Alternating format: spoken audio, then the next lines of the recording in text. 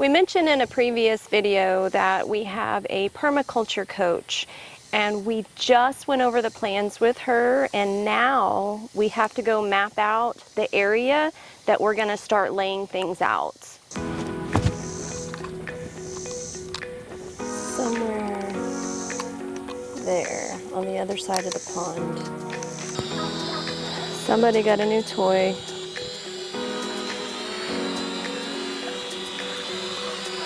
We can't wait to bother the turkeys with it.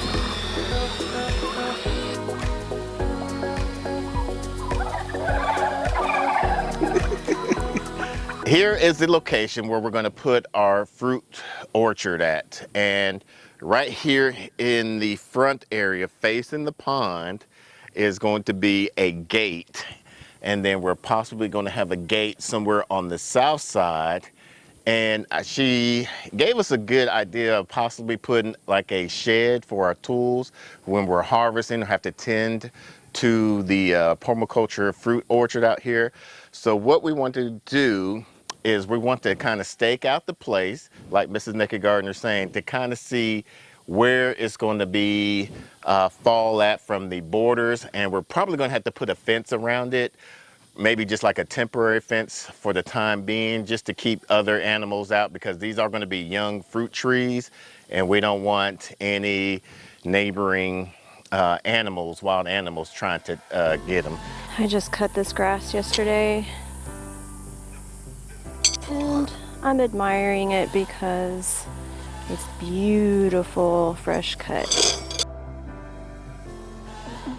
Except for that field. It got too overgrown for us, but we have a trail going around the back side.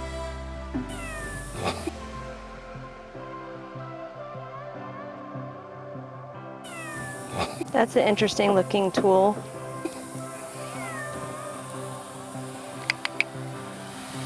Hey, buddy.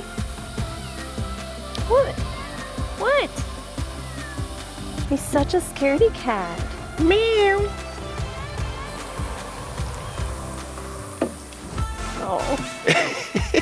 Like, don't leave me. Don't leave me. What's gonna mess up the paddock area? Being right in this area. Oh. Because right there is one of the paddocks, and right there is the fence line of it. And it's the corner of it's right there. So what options do we have? We have to go and check and see if what we're mapping out is going to interfere with our paddock plans for our goats. Yeah, we should be good. Okay, so it's not going to interfere with the... No. Woo, but it's close, right? So it'll be right there. Okay, good. I think this will be the good spot for the one corner. Yeah, that would be. I almost feel like looking at that hill there that we have to come back further.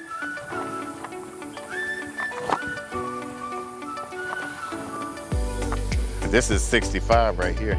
We need to come back a little bit because otherwise we're gonna not, I mean, it's not a straight line with that hill right there. Right there. 65 is right here. Okay, that's only the halfway, and then we still have 65 Another more 65 to go. over that way.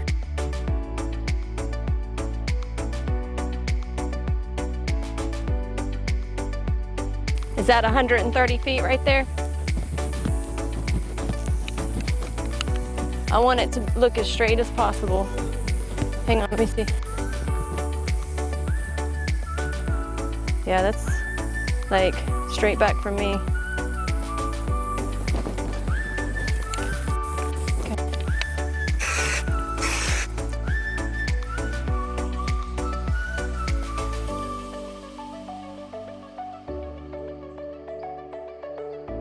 That's the walking path we take along the pond, and it just so happens that the gate, or the middle part for the front of our fruit forest, lines up with it. So I think that'll be cool to be able to walk up and have that be an entry point.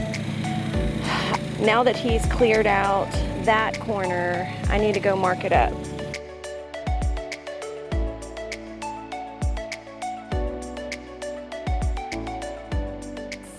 This permaculture orchard is a lot bigger than I had in mind. And me. Yeah, as we started to map, and I showed you guys earlier the field that we didn't cut because it was overgrown, we realized that we had to get into that field, and he had to go and get on the mower and mow just so that we could reach, because it's 130 foot. By 130 foot. Yeah. And I should have bought two of those 200 tape measure, would have made the measuring takes a lot easier and a lot faster. However, I didn't want to spend money on something that we're going to use only once, maybe. Well, you may use it for the paddocks. Yeah, but yeah. And yeah. we were concerned about the paddock area once we started realizing how big this is. Yeah.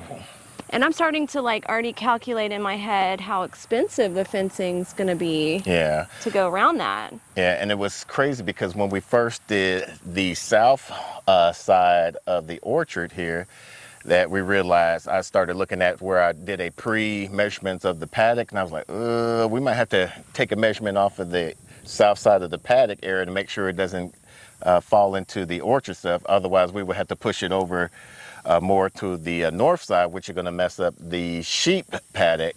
But it wound up being not in a way, so we just continued to lay it out where it was.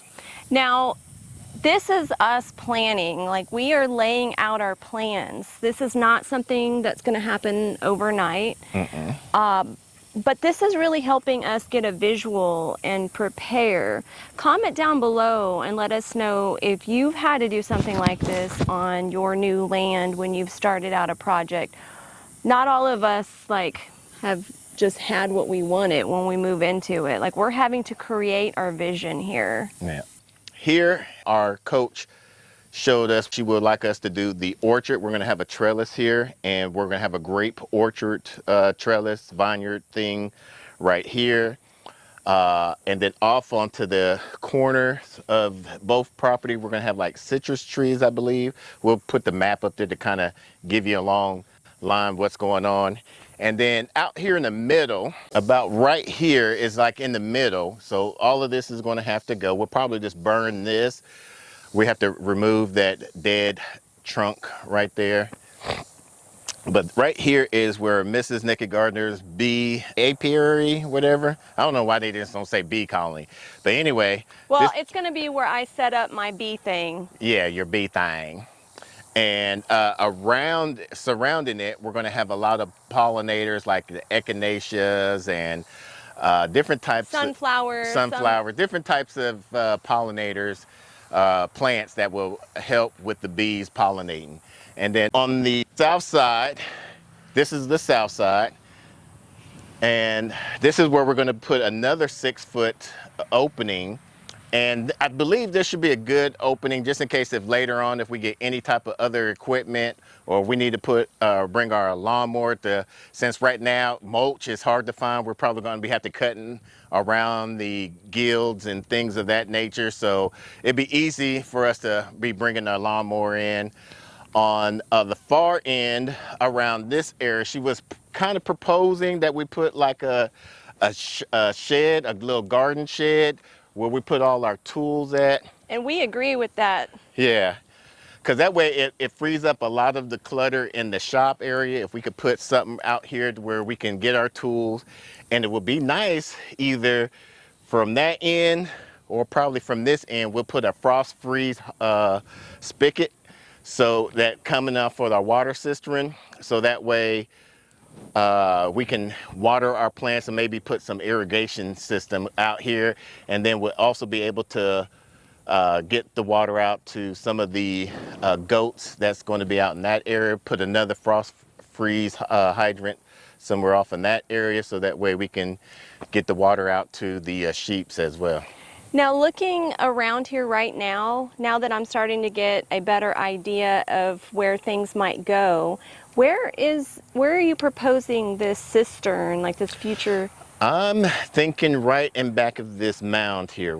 I'll show you. So over here is where I'm thinking about might be the best option after looking at option 1 area, because this right here will be able to focus at the food forest, the market garden, and just different types of things where the all the water from the house and the shop will be able to collect right here, and we're going to have a filter system so that way it will be potable water where we could drink it and whatnot, and it'll be it won't be chlorinated or chloramine in there, so we can actually water our plants directly with it.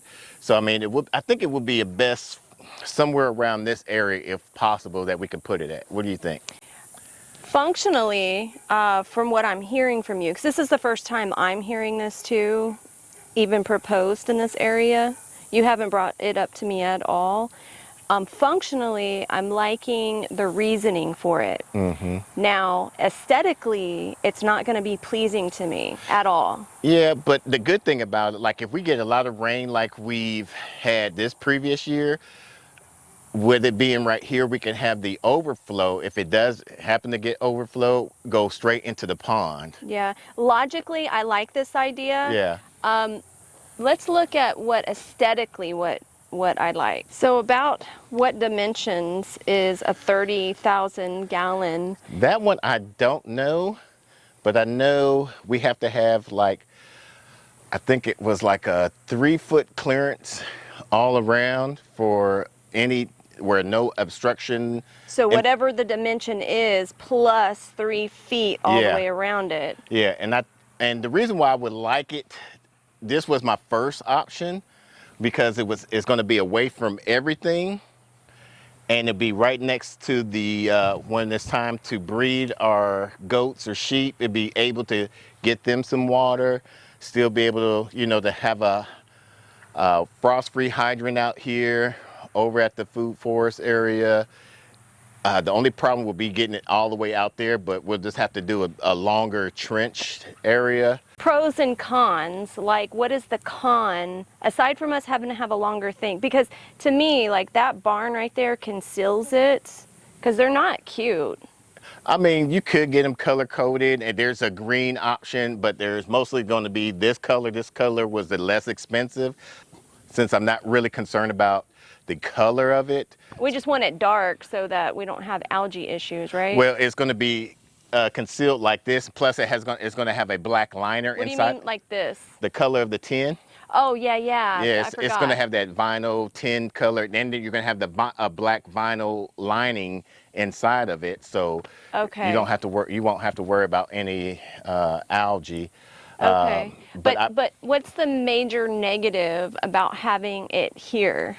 You just have to have more branch lines and longer runs to where you're going to go at. So is it just more expensive to have it over here? Possibly. So now we have to kind of do a layout of where our trees are going to go, or our berry bushes and other cover crops and plants. So stay tuned for that.